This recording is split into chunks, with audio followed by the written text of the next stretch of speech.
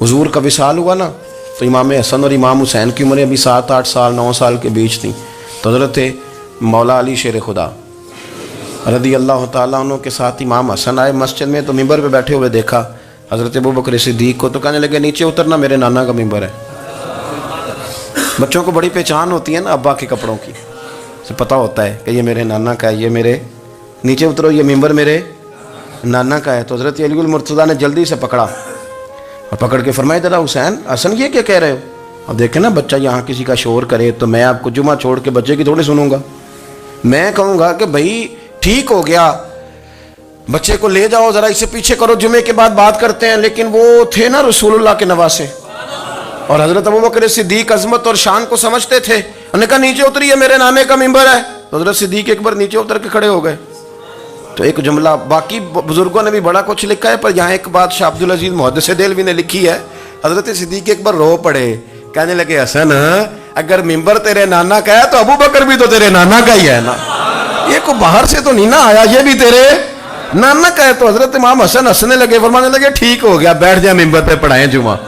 समझ आ गई है बात की, पढ़ाएं जुमा। आपकी बात की मुझे समझ आ गई है कि अगर मिंबर नाना का है तो अबू बकर भी तो उन्हीं का है ना जनाब सिद्दीक़ अकबर। अपनी जिंदगी वफादारी के साथ, गुलामी के साथ, और अदब नहीं छोड़ा एक मिनट के लिए, एक सेकंड के लिए। रसूल कायनात सल्लल्लाहु अलैहि वसल्लम के अगर कोई बेअदबी करता था तो उन्हें जलाल आता था। आपको एक बात बताऊं, गैरत ना इश्क का हिस्सा होती है। हम बड़े शरीफ लोग हैं, पर हम कहते हैं सारे काम करना, हुजूर के बारे में बात कोई ना करना, ये नहीं हम बर्दाश्त करते। वो किस तरह का आशिक है कि महबूब के खिलाफ बात भी सुन गया? ये इश्क है? ये तो तौहीन की तूने। हज़रत सिद्दीक़ वो बड़े मीठे बड़े ठंडे आदमी थे। उर्वा बिन मसूद सख्फी बाद में मुसलमान हुए। वो कहते हैं मैं हुदैबिया के मौके पे आया तो मुझे पता था, मैं जानता था अबू बकर सिद्दीक़ बड़ी ठंडी तबीयत के आदमी हैं। कहते हैं नबी पाक सल्लल्लाहु अलैहि वसल्लम के गिर्द ना मैंने हाला देखा गुलामों का, कोई हाथ बांधे खड़ा है, कोई पानी का कतरा लेने के लिए खड़ा है, कोई वुज़ू का बचा हुआ पानी लेने खड़ा है। तो चूंकि वो आए थे काफिरों की तरफ से, तो तनकीद करने वाले को कहानियां बड़ी मिल जाती।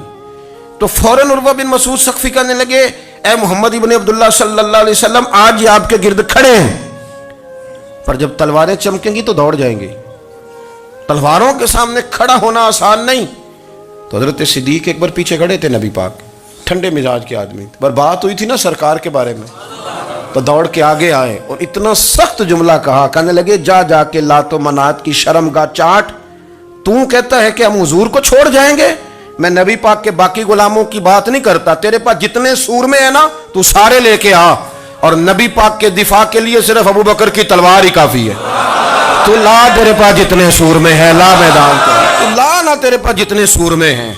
तू कहता है ये दौड़ जाएंगे, फरमाया तूने अभी हमारा रुख देखा नहीं ना, तू आ ना जरा मैदान में, मैं तुझे अकेले को बताता हूँ कि किस तरह हुजूर का दिफा किया जाता। और उर्वा बिन मसूद सख्फी कहने लगे ये कौन है? देर के बाद मिले थे ना, ये कौन है? उन्होंने कहा ये अबू काफा के बेटे अबू बकर सिद्दीक़ हैं। तो उर्वा बिन मसूद कहने लगे ये तो बड़ी ठंडी तबीयत का बंदा था। उन्होंने कहा ठंडा ही है, हम शरीफ बड़े हैं पर हुजूर के गुलामों के लिए, और अगर आए कोई शरीर, अगर कोई आए तो चलो किसी दरवेश की गल कर लेने।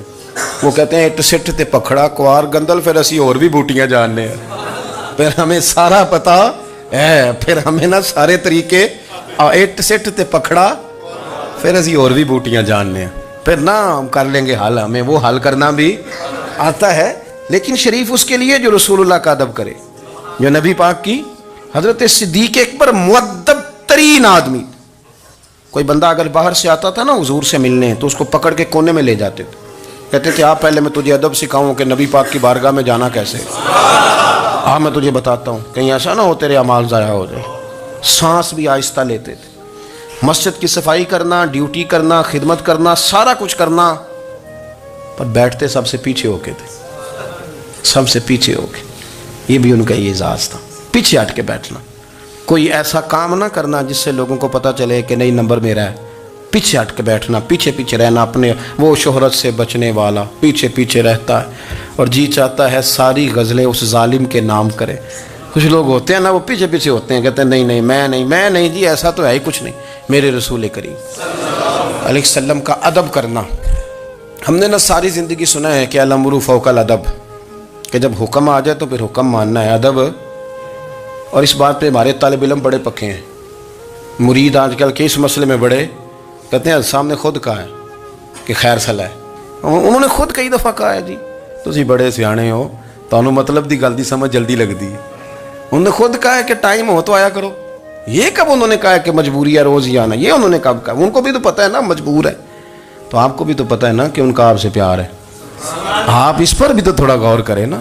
لیکن ہم مرضی کا وہ ایک آدھ فکرہ نا، مرضی کا. وہ ایک طالب علم یہاں سے گیا تو میرا دل نہیں تھا جائے، تو وہ کہنے لگا جی مجھے حضرت صاحب نے خود کہا ہے، حضرت صاحب نے خود کہا. میں پوچھ کے آیا ہوں. تو جو ہمارے کچھ سنگی تھے بیچ میں پیار والے، وہ کہنے لگے آندہ میں پوچھ کے آیا. میں کیا آندہ وہ بھی ٹھیک ہی ہے. تو انہوں ساکھیا سی میں جاواں تو میں انہوں کی آندہ. میری بات کی سمجھ آئی ہے نا جی.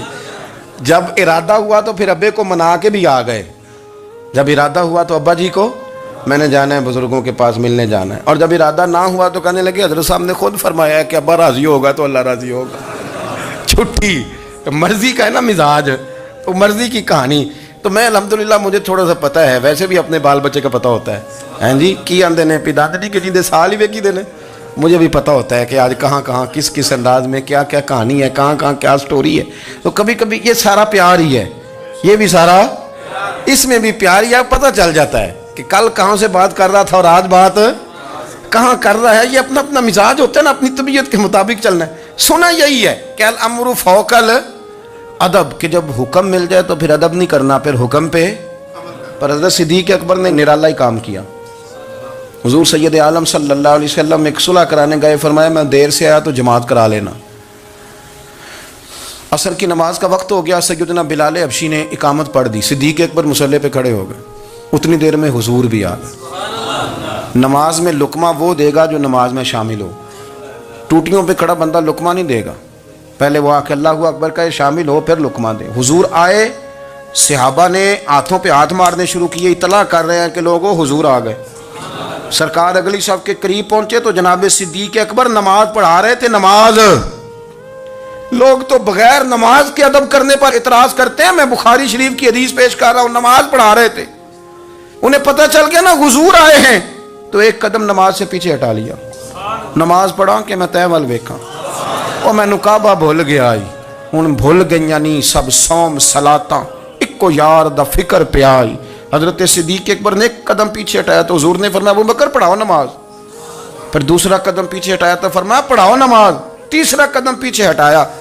ہم نے آج تک یہی سنا ہے کہ حکم ہو جائے تو حکم ماننا ہے، ادب. اور ہمارے ہاں یہی ہوتا ہے، پھر لوگ حکم ہی مانتے ہیں، پھر ان کو ادب بھول جاتا ہے. لیکن جناب صدیق اکبر 3 دفعہ حکم آیا پر پیچھے ہٹ گئے. حضور مصلی پہ گئے، نماز پڑھائی. نماز کے سلام کے بعد نا حدیث میں مختلف حکم آیا، استغفار پڑھو، اللہ اکبر کہو، آیت الکرسی پڑھو، 33 بار سے مختلف اذکار آئیں. پر حضور نے آج کوئی ذکر نہیں، کوئی وظیفہ نہیں. سلام پھیرتے کہ ابو بکر میں نے جو 3 دفعہ کہا تھا نماز پڑھاؤ تو پڑھائی کیوں نہیں؟ ایک دفعہ نہیں 3. کبھی کبھی ہم بھی ناراض نہیں ہو جاتے، تینوں 100 بار ہی آکھیا ہے، کہا 3 دفعہ جو کہا تھا نماز پڑھاؤ تو پھر پڑھائی. تو حضرت صدیق اکبر رو پڑے، ہاتھ دونوں باندھ دیے، گھٹنے زمین پہ رکھ دیے. عرض کرنے لگے کیا جملہ ہے، کیا ترتیب ہے. عرض کرنے لگے یا رسول اللہ، ابو قحافہ کے بیٹے کی اتنی بھی جرت نہیں کہ مدینے والے رسول کو نماز پڑھائے. میں اتنا بھی جرت مند نہیں ہو گیا حضور، میں کیسے آپ کے آگے کھڑا رہتا اور آپ میری، یعنی عین نماز کی حالت میں، عین حالت نماز میں بھی ادب. نماز پڑھا کہ میں تیں ول ویکھاں. ان کعبہ بھول گیا میں نے بھول گئی نہیں سب صوم صلاتاں، اکو یار دا فکر پہ آئی. دوستو حضرت ابو بکر صدیق رضی اللہ تعالیٰ عنہ کا عشق، ان کا پریم، ان کا پیار، ان کی باتیں. ایک دن نا حضور کے وصال کے بعد اچانک نہ اس طرف جا رہے ہیں، خاصے مسجد سے دور چلے گئے. تو حضرت عمر تھوڑا طبیعت کو جانتے تھے، جناب عمر پیچھے دوڑے، کہنے لگے کدھر جا رہے ہو؟ چپ کر گئے. کیا ہوا، کدھر جا رہے تھے؟ ابو بکر سیانے بندے ہو، امیر المومنین ہو، کہاں جا رہے؟ تو رو پڑے. کہنے لگے ایک دفعہ نا حضور سفر پہ گئے ہوئے تھے تو اس طرف سے واپس آ گئے تھے، تو مجھے خیال آیا شاید اس طرف سے آ نہ رہے ہوں. حضرت عمر رو پڑے. کہنے لگے ابو بکر اب تو حضور نے پردہ کر لیا، جنہاں دے دل بر جانی وچھڑن، کون روے پھر تھوڑا. سب روگاں دا روگ محمد جس دا نام.